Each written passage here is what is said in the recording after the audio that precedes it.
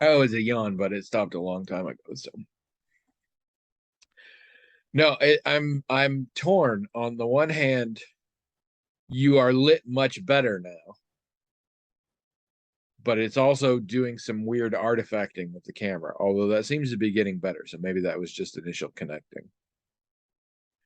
But in general, I would say it's easier to see you now, but you're uglier. Mm-hmm. So 601.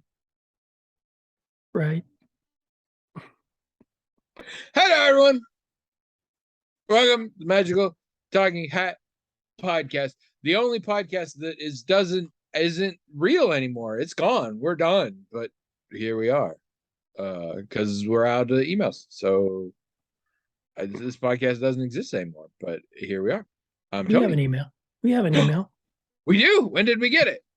I don't know. Real recently. Just 30 minutes ago. Oh my goodness, we're back, baby! Good thing we recorded. Yeah. I'm Tony. And I'm William, and this is episode 611. We probably won't get to it though. Usually when we skip a week, we don't end up getting to anything. Yeah, there's usually a lot to talk about. You especially. Yeah. Just a quick rundown. If you've never joined us before, what episode number was this? 611. So yeah, you've taken Which your we sweet didn't time, but we didn't say what the episode number was last week. What do you mean we? You didn't even say I'm Tony. Oh well, that's a different thing. But I don't say what episode numbers are. Yeah, if you're just joining us for the first time, we have a hat. It is magical in that it has its own email address, themagicaltalkinghat@gmail.com. And apparently one person, they'll be surprised who, writes into that email address with stuff they want to write in about, and then the hat magically on its own forwards us email. And then we read them and talk about them when we want to. Oh, sorry, I'm very tired. I actually think I slept pretty good last night, but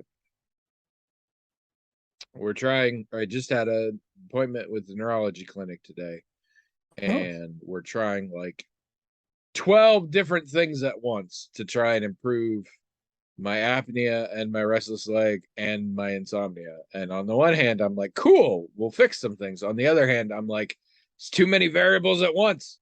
If stuff works, we'll never know which one was the right one. But whatever. It's been 2 weeks, and we were supposed to have lunch Tuesday, but I flaked out hard, with David. I flaked out so hard it stopped you and David from also having lunch. That's how hard I flaked. Like there were reverberations of my flakiness. Not unlike a pie crust. Flakiness. Good pie crust. Okay. But fuck all that. Did you have a good Thanksgiving? Don't care. Let's talk about how your Saturday was. A lot of other things happened. We saw Black Adam in the theater. Oh yeah. Which I could imagine a really compelling and good pitch for that movie. Mm-hmm. But then they didn't make that movie. Oh dear. So that's too bad. I mean, it was hidden in there somewhere. There was a really good movie actually hidden in there, but not good. Maybe I'll watch it on HBO Max High or something. Who knows? So we saw that. We watched Wednesday. Have you been hearing the buzz about Wednesday? I just have been hearing the buzz about Wednesday. I'm pretty sure we're gonna check out the first episode. On paper, nothing about it seems like my kind of thing. And then I got a very strong recommendation for someone who has drastically different taste in television than I do.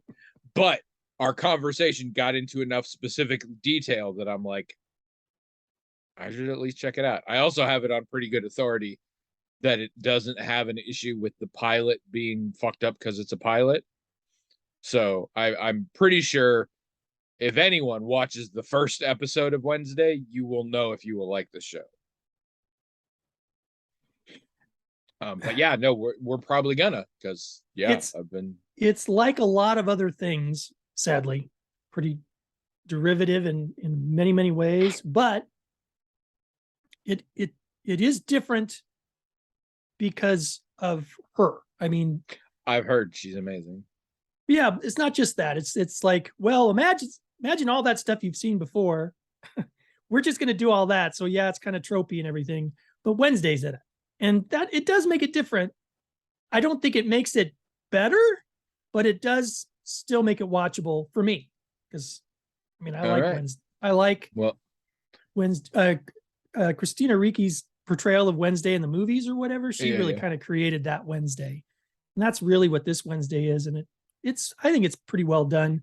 Again, it doesn't like break any new ground or anything for plot or anything like that, but it's fun to see her take on it, basically. See, and that review again makes me think I probably won't like it, but I think I am at this point.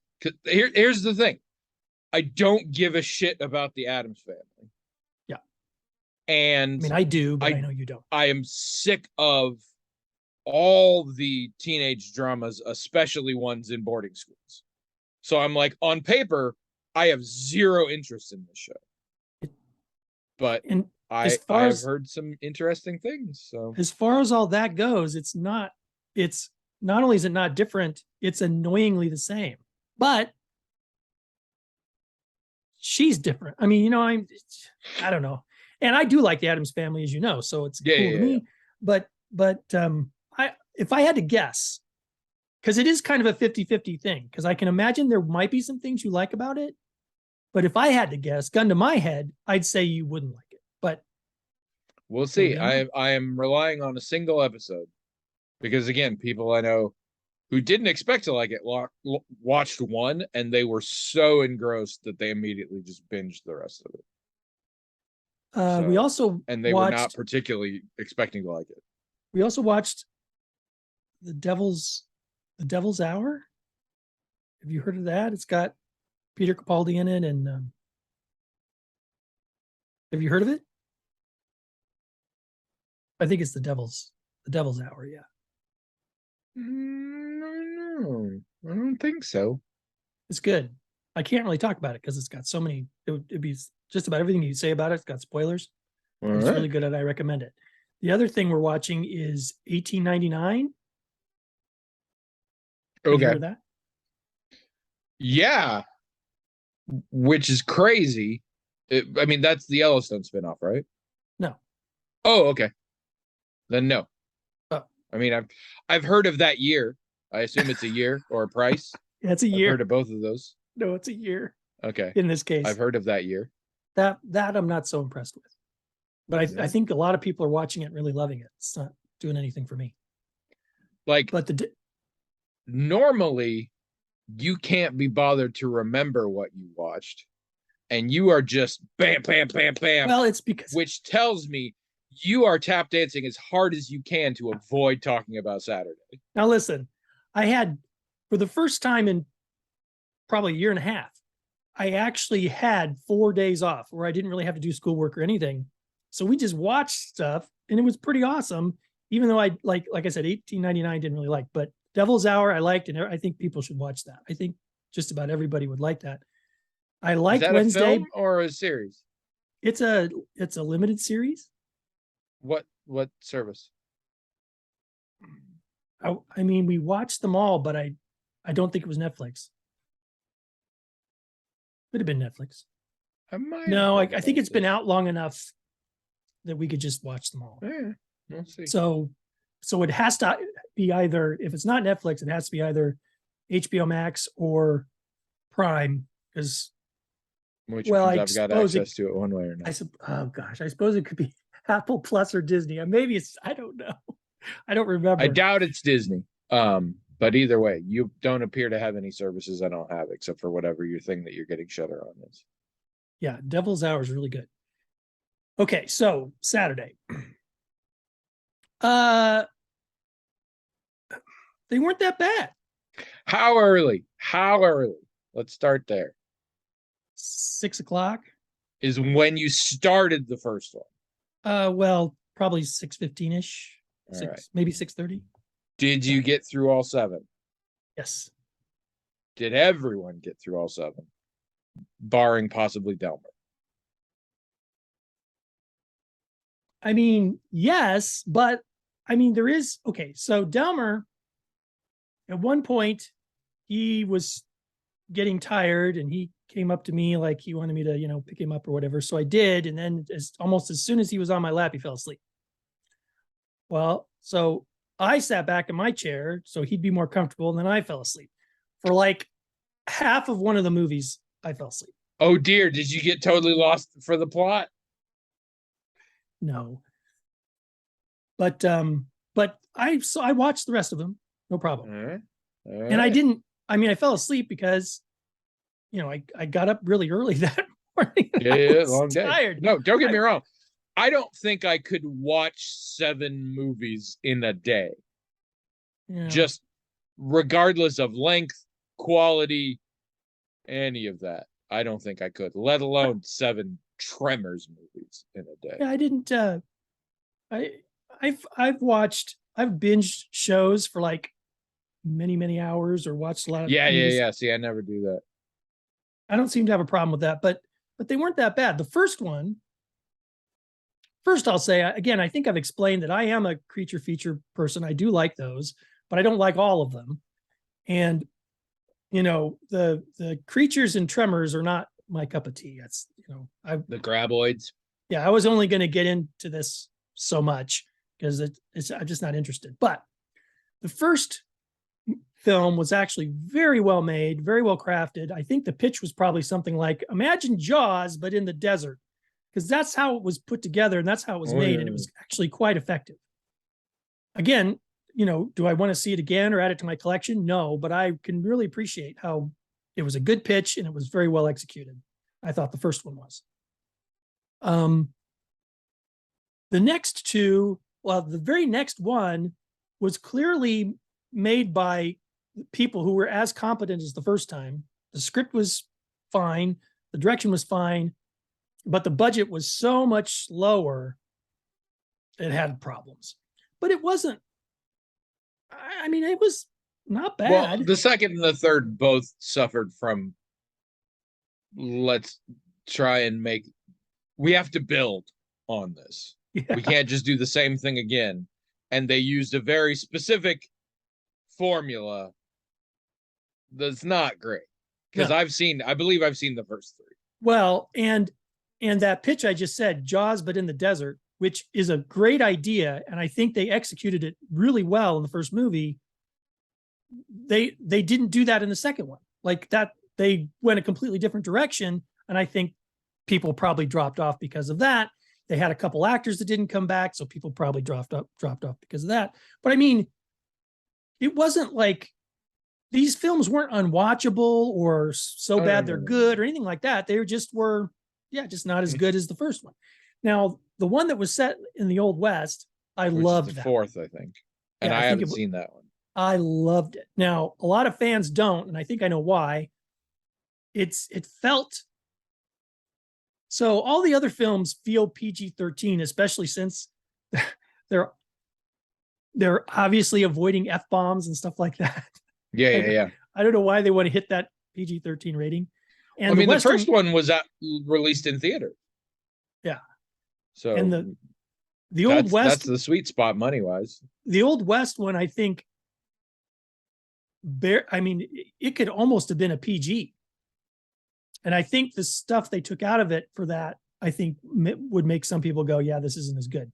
But of course, I didn't mind that. And I thought it was a really good film. I mean, that's out of all of them, that's the one I would maybe buy and like watch again because I really liked it. Because I would agree with critics if they said, well, this really this wasn't really in the same genre as the other films. But see, I like Weird West. And that's what it was. It was a Weird West. Yeah. I'm also a fan of that. So I really thought it was good. Now then, so that's the first 4 movies. The last 3 were what I realized while we're watching were a soft reboot. Like they did with the Prophecy movies, where it's essentially, this is a different trilogy. Right. I mean, there was a connection because Michael Gross was still in them. Oh, did he manage to be in all 7? All of them, yeah. Nice. And that was fun because I do like him and he did a good job. But that's what I mean by a soft reboot. They didn't like start over. All the other things were still there. It's just he was in it, and obviously all those other films happened, but the design of the creatures was very different. And one of the ways narratively that they justified that was a lot of these stories took place not in the United States, right? Okay. So these were that foreigner graboids, right? And that gave them an excuse to make them look very different, but it also, I think, made them think, oh, we can make this big international and more cinematic, which they did those things. I didn't think it worked really, what they did, but I don't think it was because the fundamentals weren't sound. I just don't think a soft reboot of this franchise is just going to work. It's just not going to work. But they weren't bad. They weren't unwatchable, or I thought it would be torture. Like, because we saw, as I told you, we saw Pterodactyl. Yeah. That was awful. I mean, this is so bad it's good. Well, some people might think that, but I don't really do so bad it's good. So for me, it was just torture to watch it. Yeah, there's a genre of movie that some people refuse to acknowledge, which is movies that are trying to be so bad they're good. And I hate those. Yeah. Now my son-in-law, he still likes Pterodactyl, but he acknowledged that, yeah, it's not really in the same category as these movies. And he also admitted that Velocipaster was pretty bad. I think he still likes it, but he admitted it was pretty bad. I have found a surprisingly wide swath of people who I wouldn't expect to like it really liking that movie. So I'm still curious to see it. I still have it, but it's around. That's the thing. I want to see that movie. I never want to see that movie at a given moment. I always want to see it later. So in the end, not my thing, but I'm not sorry I saw them at all. And I understand other people who were into it. That's like the least satisfying conclusion to this. I know. I knew that was the case when it was over. But see, part of it though might be, we really like hanging out with the kids and see, you should have done this with people that make you uncomfortable. Yeah, we basically had them over for 14 hours or something. It was awesome to have them here and to have the grandson here, and Alex is expecting again, so there's going to be another coming middle of next year. Little Del Moro. I don't know. We won't know. They don't like to know until the kid's born, so they won't know either. They're going to pick 2 names, and I was going to say, but they'll definitely have the names ready, I'm sure. So. Well, now, they had Del Mora or Del Morino. They had a boy and a girl name picked out last time, and the boy's name was Delmer. That's my son-in-law's grandfather's name, and they were going to name the girl Freya. Well, they didn't use that one, so they still have that one in the chamber, I guess. But they have to think of another boy's name, and when they were here, I guess they haven't yet. So I don't know what they're going to do. One of our listeners has a child named Freya. People get weird about publicizing their children and shit, so I don't want to say which listener, but one of our listeners does. I think that's a good name. I like it. I think it's good. But yeah, so we saw a lot of things. Some of it was good, some of it not so good. But that experience was overall positive, and I don't think just because the kids were here. I think I just didn't think the movies were that bad, and I like binging things. I think it's fun. So see, I don't, because I like. Well, first of all, my attention span's not good for that anymore. But also, I like to process and I like to remember, and both of those things are harder to do when you're binging. Supposedly, I'm just the opposite. If I stop too long between one thing and the next, I'll forget everything that happened in the. I am the same, but that length of time is pretty broad. Yeah, I forget things pretty easily. But I do well, and I'm also at the point where if enough time goes by and I'm starting to forget and it doesn't make me immediately want to jump back and watch it, maybe I don't need to watch it. I don't know. I'm trying I'm trying my darndest to be more and more picky on stuff. If I'm not enjoying it, I was just talking the other day. I forget we saw some trailer and I'm like, that looks like a really good movie. I don't want to see it. I'm like, it doesn't look like it's entertaining. It doesn't look like it's going to teach me something, and it doesn't look like it's going to have some memorizing character performances. And those are basically the only three reasons I will watch things. Hmm. That middle What? one is tricky because there's a lot of movies that teach you things, but it doesn't necessarily mean they teach me something I didn't already know. A lot of them teach me things that I'm like, yeah, no, I got that. So I like to see good film craft too. And like, you know, I feel like the people that made, because I think it was the same people that made all of these movies. Um, I respect them. I think they really know what they're doing. It's well, too bad that this is what they used all I that talent suspect on. that is one of the things that would fall into entertaining for me. Good Yeah. film craft often will make something entertaining. And entertaining can be good, it can be bad, all sorts of things. But if I'm entertained, of course, I'm fine watching it. That's the main reason I watch stuff. Yeah.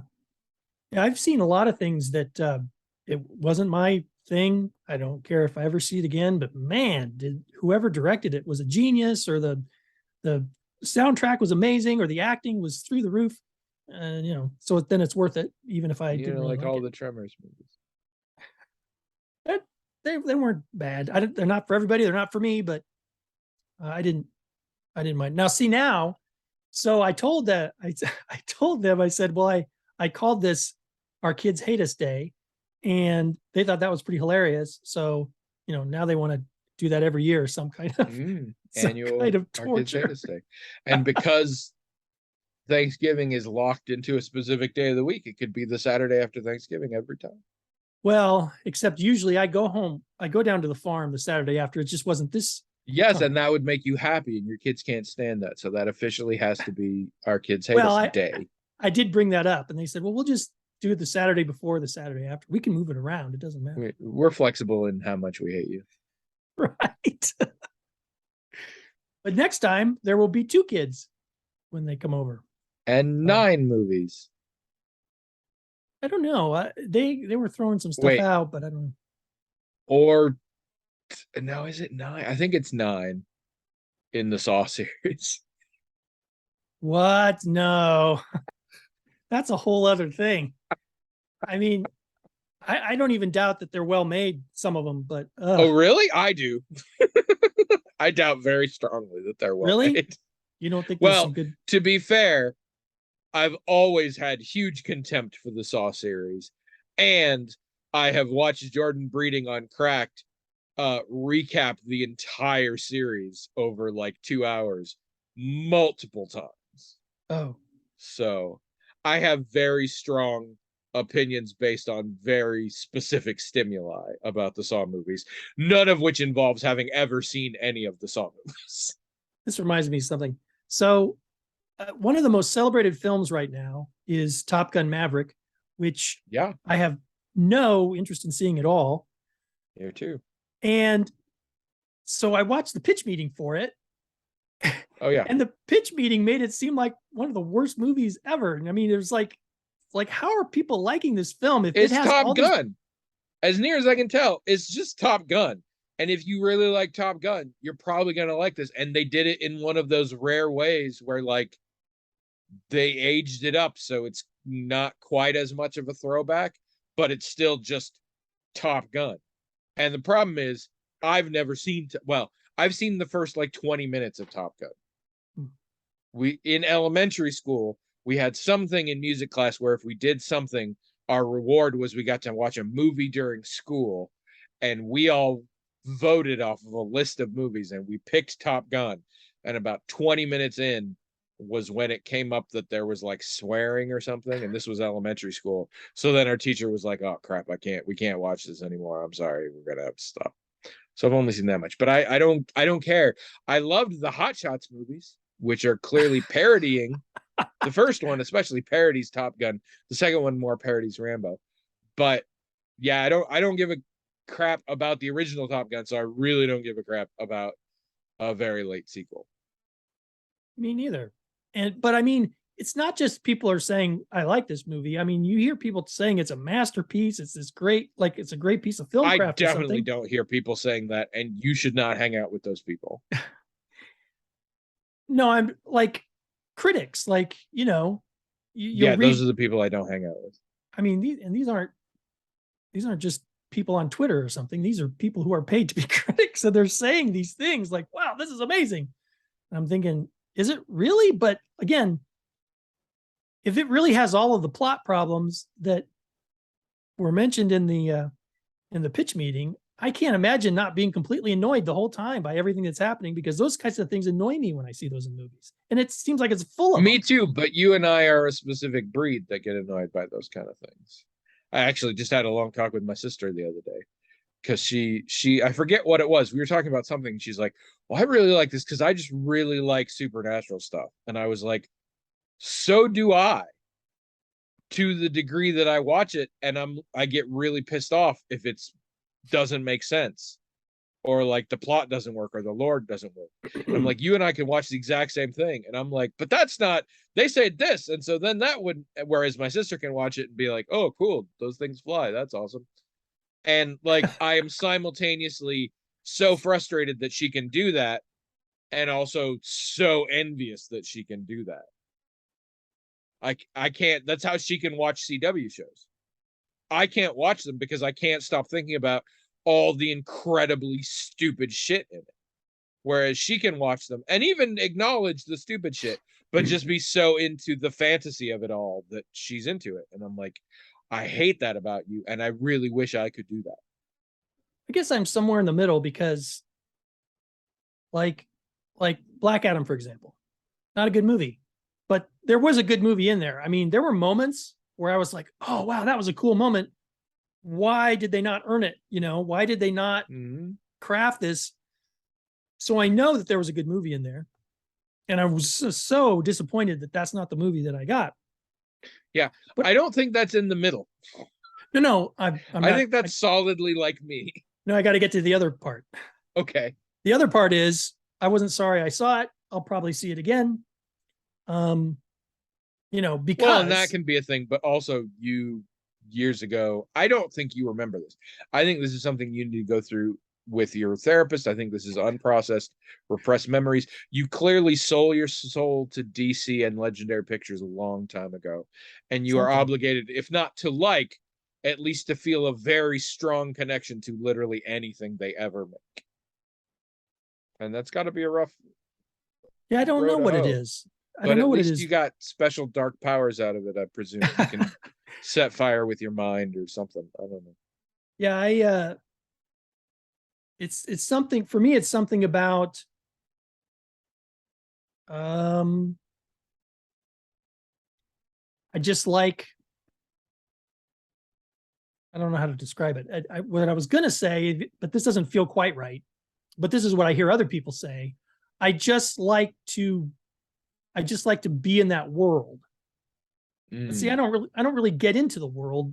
I don't think the way other people do, but that's the best way I can describe it, because that's what they say. It's like, well, I I just think like to be in you that world. just like attractive people in skin tight costumes.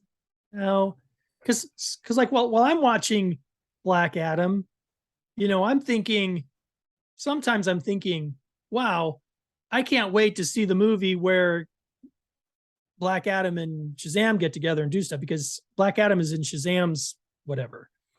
And so I'm thinking of that, because I don't have a problem with Dwayne Johnson being Black Adam at all. I don't have a problem with the characterization or the lore around this character in the movie. So I'm perfectly happy seeing that character be in a Shazam movie. In fact, I want to see that. That would be awesome. So, I think because I'm thinking of it in a broader way, I'm thinking of all the other characters that might interact with this character and the other situations that might happen to make new movies and new stuff. I think that helps me like it, even when those things aren't really going on. I don't know if that makes any sense. So you enjoy the movie because while you're watching it, you can think about other hypothetical movies that you'd actually like. That's right. I You mean, got it. You got it. it sounds like a nice way to live. Like I can't like Well, I Like, can't fault the concept. I would love to do that also. I don't think that's how brains work, but okay. when I can watch, one of the reasons I can watch Man of Steel is because I actually like Henry Cavill as Superman. I think the characterization is good and would work. The film itself, it buries all that good stuff under a bunch of nonsense, kind of like Black Adam did. But while I'm watching it, I can think, wow, I can't wait to see this Superman in this movie. I just imagine all the cool movies maybe that I would make. I don't know. And that I was gonna helps say me get because I into think some of the. Henry Cavill's done all of the Supermans he's going to do, and none of them were good, I don't think. Well, I think so. I So guess you Black, kind of like the Snyder Justice League. I didn't not like it. I mean, it was like, see, You oh, keep using that term. well, because listen. So, in my In opinion, my profoundly sad life, a 4-hour movie that doesn't actively offend me is basically the best I'm going to get at any given moment. okay. Hi, I'm William, and welcome to my masterclass. In my opinion, uh, Feige, what's his first name? Kevin. Kevin Feige. His genius is, if there is any, isn't in making good films because he didn't really. No, because he doesn't make films, so that's fine. Well, and the films aren't all that great.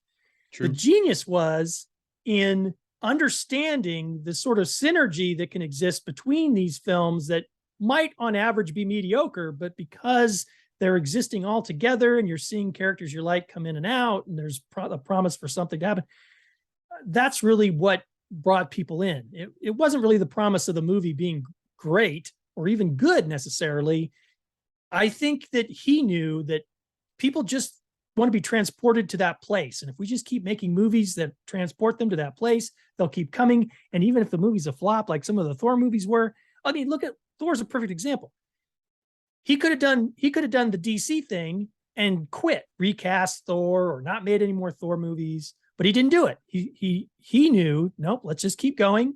They made a second one and it was awful. Nope, let's just keep going. And pretty soon Thor is one of the most popular characters in the whole thing.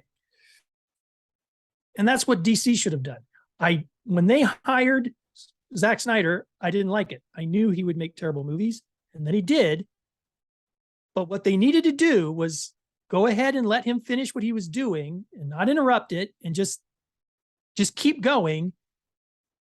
Eventually people would get used to whatever was going on and they'd start coming to movies just to be in that world, just like the Marvel people. Now, I think DC's movies would always have been considered second best compared to Marvel, but they wouldn't be a train wreck like they are now. And that's all they What needed I'm to do hearing is just keep is the Avatar sequels are going to be just as popular as the original, and I am not happy to hear this. I'm just saying, Feige knew he had to push on and just keep going. That was right. He was right about that, and that's what DC should have done, because it's not really about the movies being good, great, or well received or any of that stuff. It's about staying the course and getting a certain fan base that's going to come to these movies no matter what. And he knew that, and he did it right. But DC, Well, to be fair, I think DC is doing that because with a few exceptions, actually, that's mostly Sony. When it comes to DC, the movies still made golden cocaine money. I mean, well, yeah, that's right. And they're all they all. I mean, the Suicide Squad that like has become the butt of every joke ever. The original, the Suicide Squad movie, I think did 800 million. yeah, that's another thing. They're all making money, so just keep going. Yeah. Just keep now. And in the end, by the way, even though I didn't like most of these movies, I liked Henry Cavill's Superman just fine. I liked Gal Gadot's Wonder Woman just fine. I liked Cyborg. I liked, the only character I had any issues with was Batman. And it's like there's been lots of Batman characters that I liked, so that didn't bother me. Just one Batman character I don't like. Who cares? So I probably would have loved watching the Justice League movies that they made. I probably would have loved it, but it just didn't happen. So I don't know. It makes me sad sometimes because I do like DC characters and I like DC movies, and I would like for DC to have a good film property that is as celebrated and beloved as Marvel is, but it just isn't true. So it's too bad. You and Stephen Amell can just sit around and drink his wine and reminisce and ruminate. Anyway, how was your 2 weeks? I don't know. I can only think about the Tremors movies now. They have not been that interesting. Thanksgiving was quite nice. Oh, good. My sister-in-law created a new game or discovered a new game. She printed and laminated bingo cards that are designed for you to watch Christmas like Hallmark movie kind of thing. And so it's bingo cards of like estranged family member, meet cute, somebody's either a lawyer or an architect, fictional small town, like that kind of thing. Sure. I had a square on mine that said if somebody actually uses the phrase Christmas miracle, things like that. And I didn't expect it to not be a good time, but like while we were doing it, I think 3 or 4 different people in the group at various points said essentially, this is really fun, including me. So, because we talked the whole time, we're like, does that count as an impassioned speech or not? Or like, was that misunderstanding ridiculous enough? Or anytime any female character did anything even slightly imperfect, I kept trying to, because I had a square that said evil scheming female. So I'm like, did that count as evil scheming female? I can't tell. So that was fun. Because I love my mother-in-law, I watched the first 3 episodes of The Santa Clauses. Oh. Or at least I was in the room running the remote and playing on my tablet while they were on the screen. Okay. My mother-in-law is a big fan of the Santa Claus movies. Oh. I'm a big anti-fan of the Santa Claus movies. Oh, really? Like, I really enjoy how much I don't like those movies. And to be fair, only seen like 1.5 of them and not in order. But yeah, I think those movies are horrific and I find it hilarious how terrible they are. I do not enjoy watching them, but I do enjoy making fun of them. And I also hate Tim Allen for just so many reasons. But she really likes them and she doesn't have Disney Plus anymore.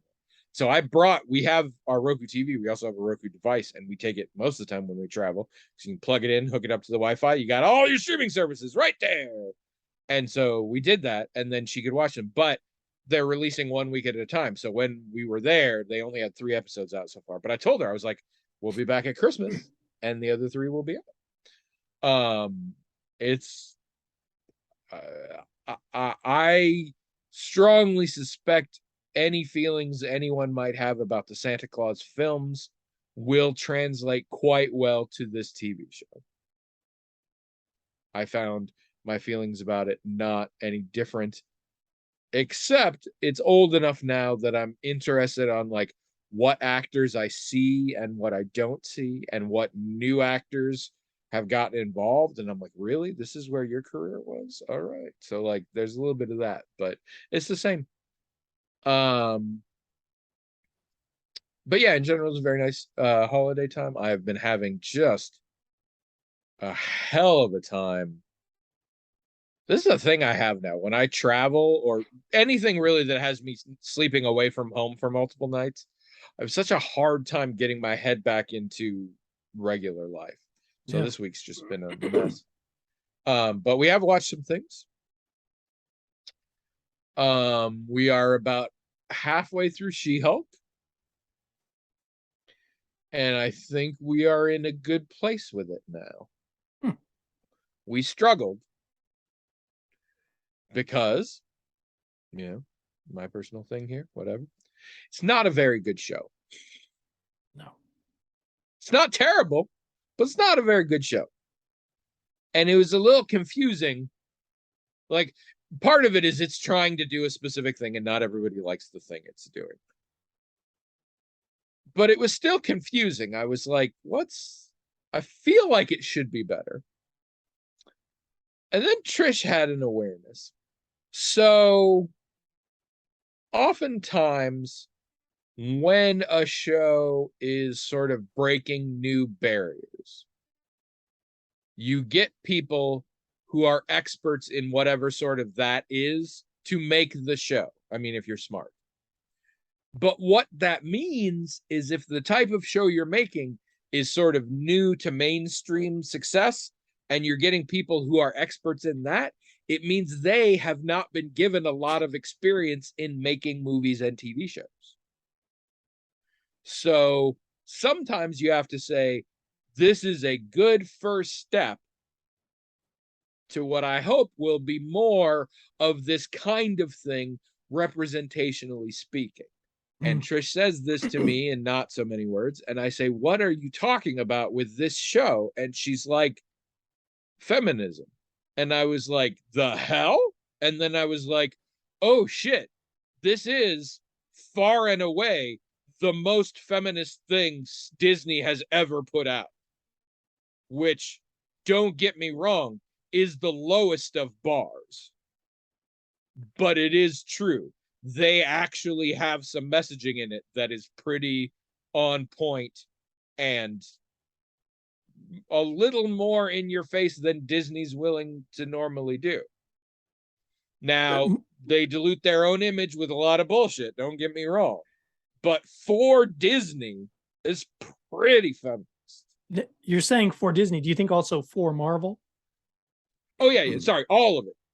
Sorry, for Disney and also Marvel and also Star Wars and also, I'm guessing, everything ABC has ever run.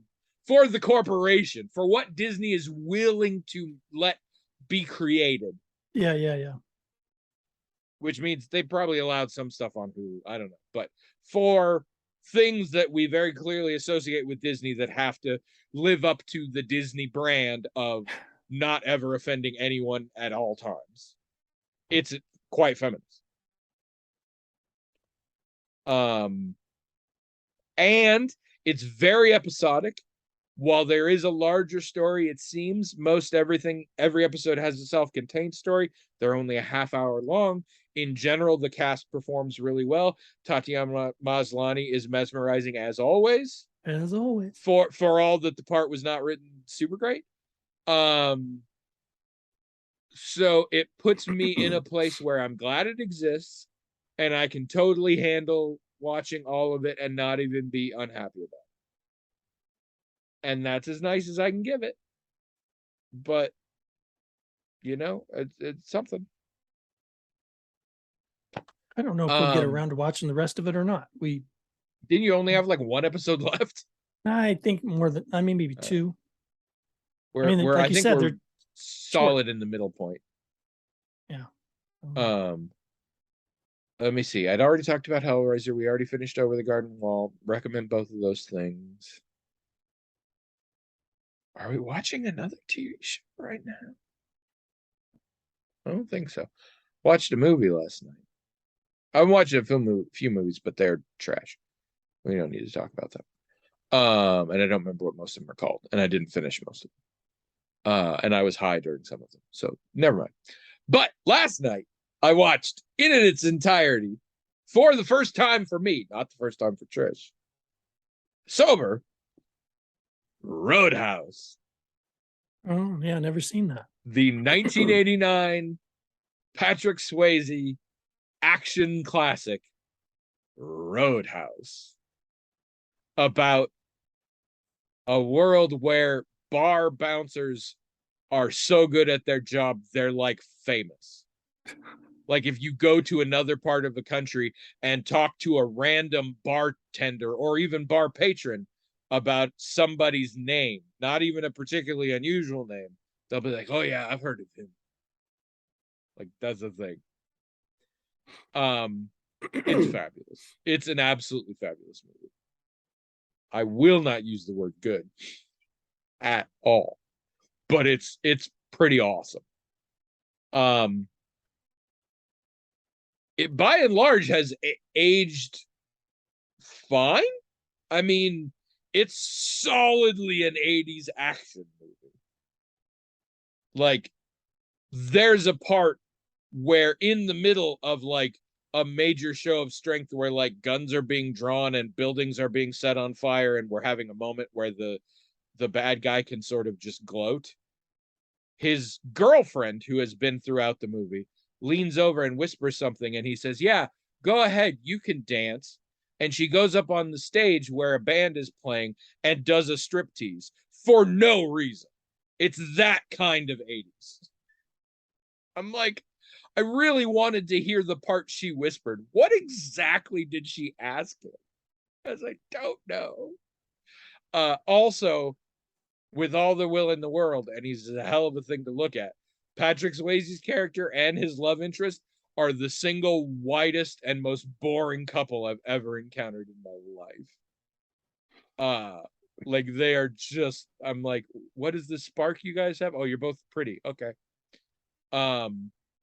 There's some great moments where you're like, oh wait, Patrick Swayze was trained as a dancer, not a martial artist. I can see that here. That's what that is. The morality is out the window. Like nothing makes any ethical sense, and the villain is bad on like a scale where like Looney Tunes villain creators would be like, let's pump the brakes. This is a little unrealistic. Like he's just evil for evil's sake in just such a way. It's very much the sensibilities of a Beverly Hills Cop or something like that. Without the it's not as good as Beverly Hills Cop. Don't get me wrong. It's not as funny because that's a comedy. This is not. This one is not a comedy. This is a deadly serious bartending bouncer movie. Okay. It also, and it has that thing where like the bad guy has thugs, but like it's the same thugs every time. So you start having specific opinions about certain thugs. Like, oh, he's the nice one. Oh, he's a jerk. I can't wait for him. He's clearly the badass one that's going to be in the climax of the film, is going to do the fighting. Like, you can just tell because they keep doing them over and over again. And the thing that really surprised me, I didn't know this about the movie, Sam Elliott's in this movie. And it's Sam Elliott looking younger than you've ever seen him. But it's also a plot point that he's like the oldest person in the movie. But also, and I say this as somebody who has always said when it comes to Sam Elliott, I definitely would, no matter what sort of makeup routine he had for a particular movie. But young Sam Elliott is pretty fucking hot. Like, this is a movie full of mullets, and he's the one person who actually just has like long, luxurious hair, and then like the 5 o'clock shadow beard, and oh man, it works. I'm like, Patrick Swayze is hot, but I want Sam Elliott in this. Also, the James Healy band plays a lot of music in this movie, or not James Healy, James. It is James Healy. I don't know. Here's the thing. I don't know who this is normally, but years ago, I'm hanging around with my wife and my wife's oldest younger sister, and we start talking about maybe Dirty Dancing. I don't know. And we're talking about songs, and at a certain point, my sister-in-law says something about how a blind guy wrote some song, and I'm like, the guy you're talking about is not blind. And she's like, oh, well then it's a different guy. And I'm like, well, that's not the guy who did that song. And she's like, yeah. And we end up having this argument, like good naturedly, but for like an hour. And then finally somebody looks it up on my phone, or their phone, I don't remember, and it turns out she was talking about a different person and a different song, but somehow it ended with both her and my wife thinking she won the argument. And the person in question was James, maybe it's Jeff Healey, I don't know. Healey's his last name. He is probably best known for doing the song Angel Eyes, which I think was in Dirty Dancing. What can I do? What can I say to turn your angel eyes my way? It was a big song for a while. But anyway, he's a blind dude. And he's in this movie with his band. They're playing as the band that plays at the main bar. And for some reason, they're characters because Jeff Healey's name is Cody in it for no reason. And so you hear a lot from him, and it's a pretty nice soundtrack. It's a lot of covers, including some done by Patrick Swayze, according to the credits. But that was kind of fun too. And it's got characters that have no business being there. It also has a very young Keith David, who again, always found him an attractive man. When he was younger, dang, boy could get it. It's a hilarious movie. It is available for free on both Amazon and Netflix currently. It is almost 2 hours long. The time flies by. It's a hoot. I'll just tell you right now, it's not a good movie, but there are so many things that don't make sense in it in so many like, oh, it's an 80s action movie ways. And in fact, I would say you could edit this down. So like if you took out like 30% of this movie, you could just claim it was a recast extra long episode of the A-Team.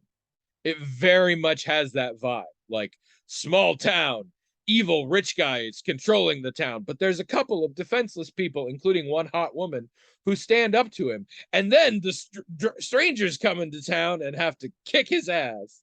And it has a whole bunch of like, you take the moral high ground just long enough for them to come at you from behind, so then you have to kill them and you still get to be the good guy. Like a lot of that kind of shit.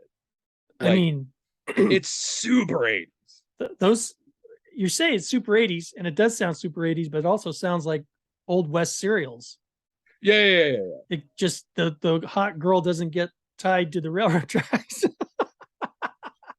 I feel like the old Western serials weren't actually trying to explain it. Like this movie, I mean, in the 80s action movies, they would come up with the most ridiculous reasons for stuff, but they also don't. There's a lot of stuff that I'm like, I don't understand why that just happened. Like, what even was that? Why did they do that?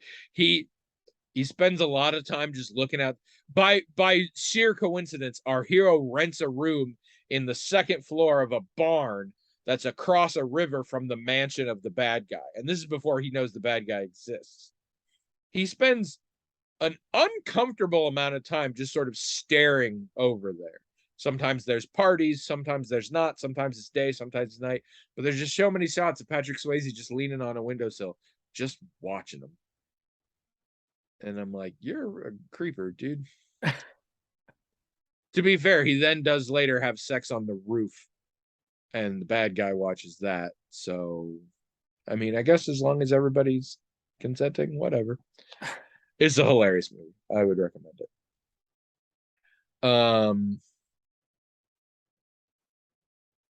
Trying to think if there's others, because I have been watching a lot of movies, but I forgot we watched Spirited. Oh, how is that?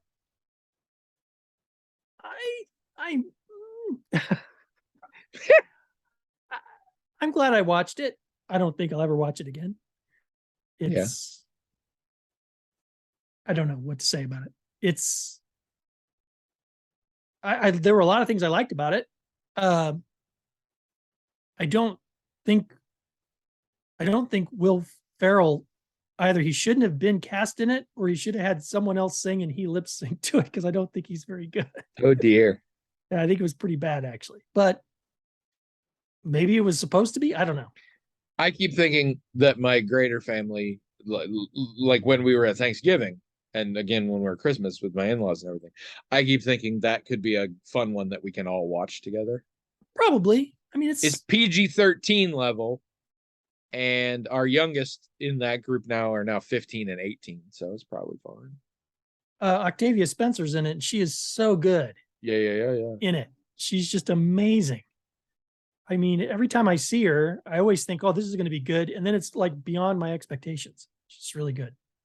Um, I mean, I think I would recommend everybody see it. I'm not going to promise you'll like it, but I don't think you'll hate it. And you might think this was an interesting project. I mean, they made some bold Is there a choices. chance that older people might find it offensive or distasteful?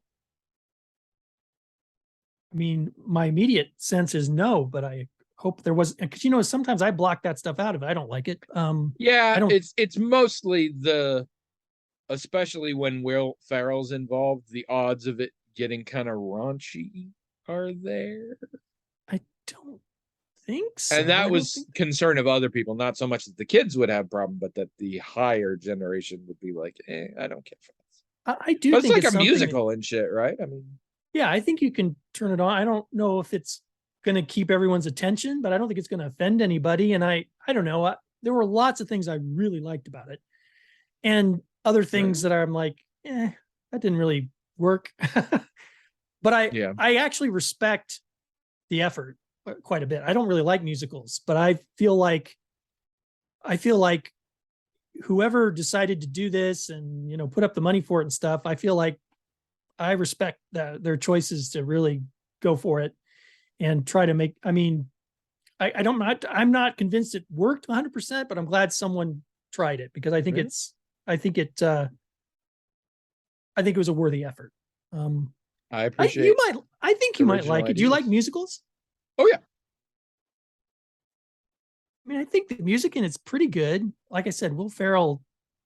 I don't suspect I'll love it. I suspect I'll be able to sort of take it or leave it. But again, it was because we're always looking for like what's something the whole family can watch because there's not a lot between the different families and our different tastes and our different sensibilities. It used to be fine. We'll just watch all the kids move. Like we'll watch the next Pixar thing or whatever. But now the kids are old enough that's like maybe we can watch something else. I think We'll I think see. if there was any questionable stuff, it would have been something Ryan Reynolds said or did, but I can't think of anything. Well, I mean, my mother-in-law loved both Deadpool movies, so we're probably no, I'm kidding. Wouldn't that be funny though? We're almost out of time. I'm saving that question from whoever it was, even though they're saving us here because I don't know if anybody else will send anything, so we'll use it for next week. I do have one more story I would tell though about Thanksgiving. So one night during the trip, we go over to somebody else's house. That was the night we did the bingo cards with the Christmas movie. And my like in a few weeks going to turn 18-year-old niece is explaining to her youngest aunt, not explaining, is basically just telling the D&D campaign that she and her high school friends are currently involved in. A while back, we tried to get her and the other family members into D&D, and we managed to sort of hook everybody except her. But then, of course, she went to high school and they are playing D&D, so now it's cool, but not with her family, so she plays there. But whatever. She's explaining the campaign to her aunt, and I'm in the room, and so I get bits of it. I'm curious. I'm not paying super close attention, but I whatever. I'm kind of interested. I've also learned in my old age, I don't worry about eavesdropping anymore. Like people just say shit around me, and I'm not gonna feel bad for my brain having processed the noises. Sure. Like if you didn't want me to hear it, it should be in a different room and quieter. Or yeah. So I had a few of these actually on this trip where people would be saying something like in the other room, and I would like yell something in that was pertinent. But anyway, she's telling me that, and then she's like, yeah, and so then after that, we go to see Garfield at the Fantasy Costco. And I said, what? And she says, yeah. Like, we always go to Fantasy Costco to buy our new equipment and stuff like that. And I'm like, run by Garfield? She said, yeah. I said, Garfield the Deals Warlock? And she's like, yeah. And I'm like, I don't know how to tell you this, but your DM did not come up with that.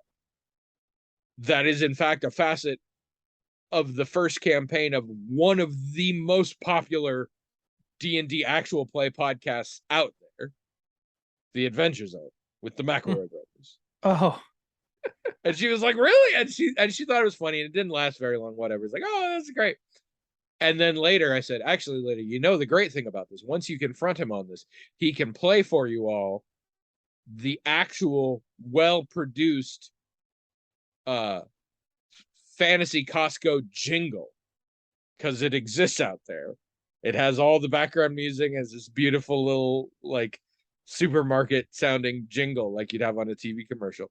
And she stared at me for a minute, and then she said, he said he wrote that himself. Just a second. And she gets up and starts furiously typing on her phone as she goes into the other room. To which I'm like, kind of interesting that it wasn't the plagiarism in general, but the music. But then I'm like, these are all theater kids. Maybe this makes sense. But then it became this like whole thing. And I'm sitting there going, I have ruined this teenage boy's life. Like, this is all. And he's like getting mad. She's telling me like what he's saying and stuff. And it sounds like he actually sort of put a spin on it. That's cool, because it sounds like he took the concepts and genuinely did it as like a sequel. Because like there's a way things end with Garfield and everything in the Adventure Zone thing, and he just sort of like, what if then they went somewhere else?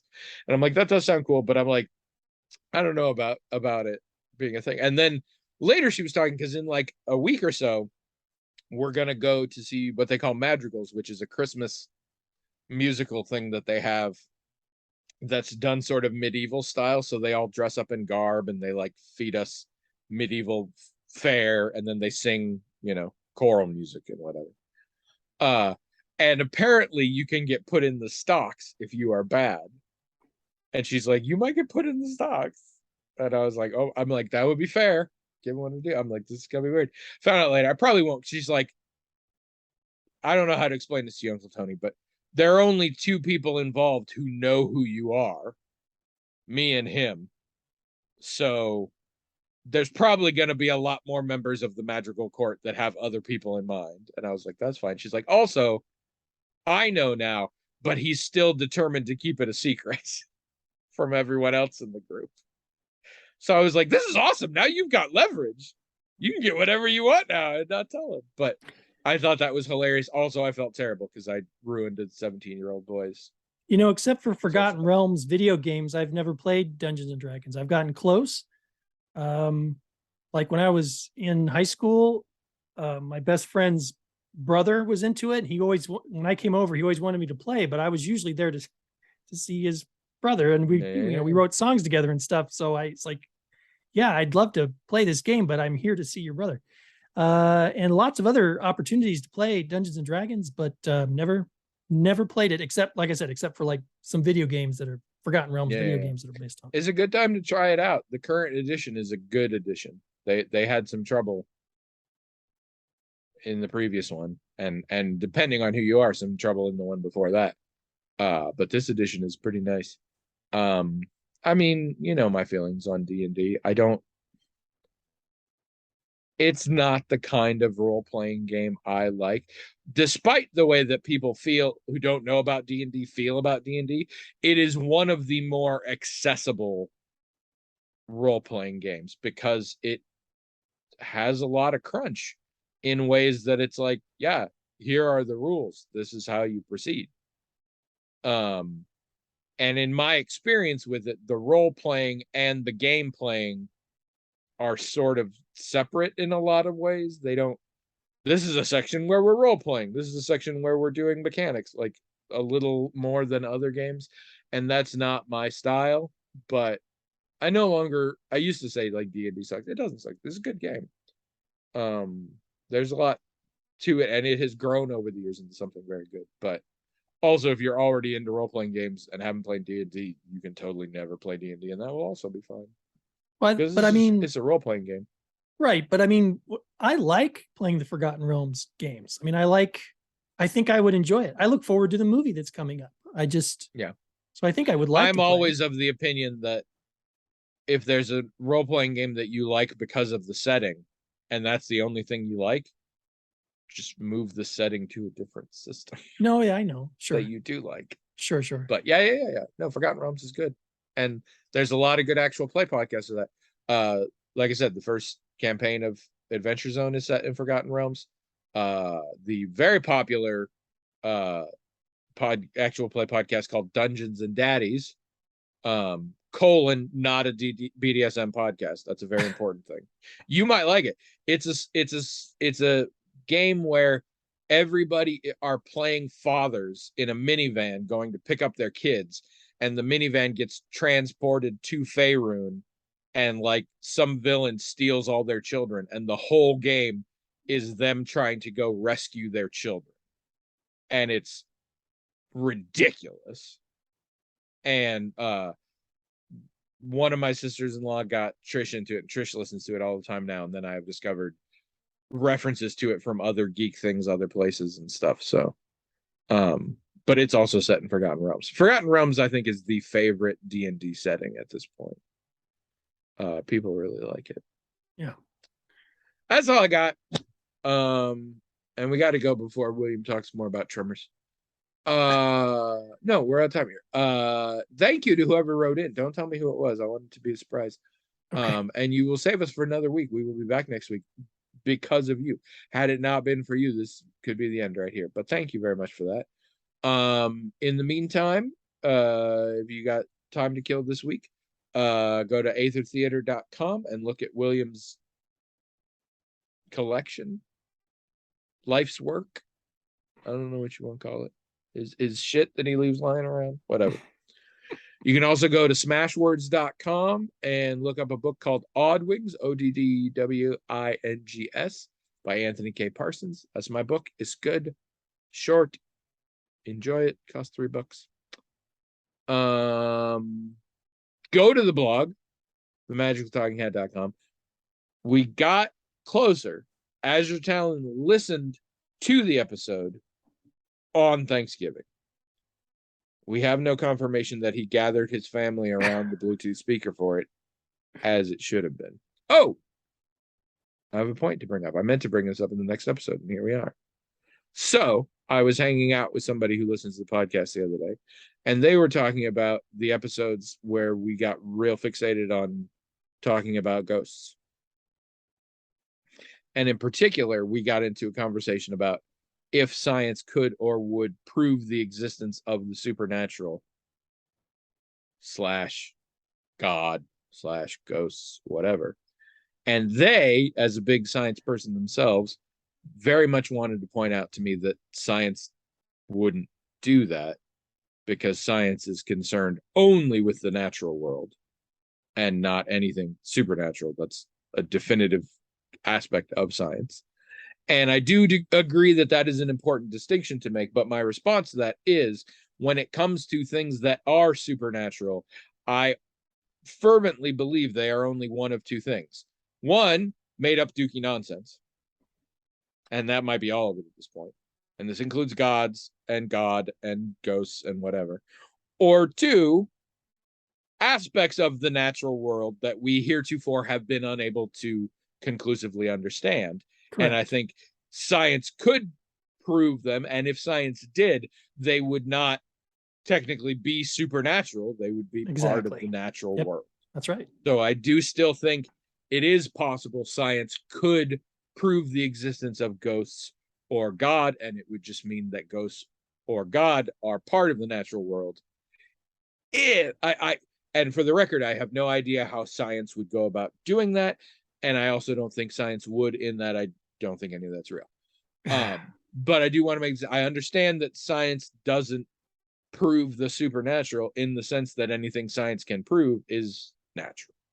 Right. There's a semantic thing going on there where it's also not, prove is a terrible word. Yes, This right. kind of thing. Science technically doesn't prove anything. It's not science just gets strong conclusive correlation and shit like right. that. But whatever science is going to do in reference to the supernatural, it's not going to still be supernatural whenever it does that. It's going to find that, oh, this wasn't supernatural at all. This was this.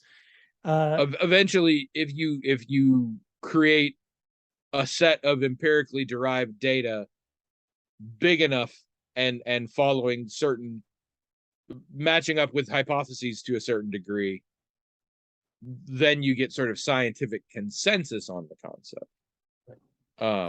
In the sense that, I mean, technically, we can't say that evolution or climate change have been proven by science, but we are at a point where the global scientific community is within a reasonable margin of error in consensus that these are real things. Sure. And there's a preponderance of evidence too. Yes. It's like, And there is no such thing about either God or ghosts at this point.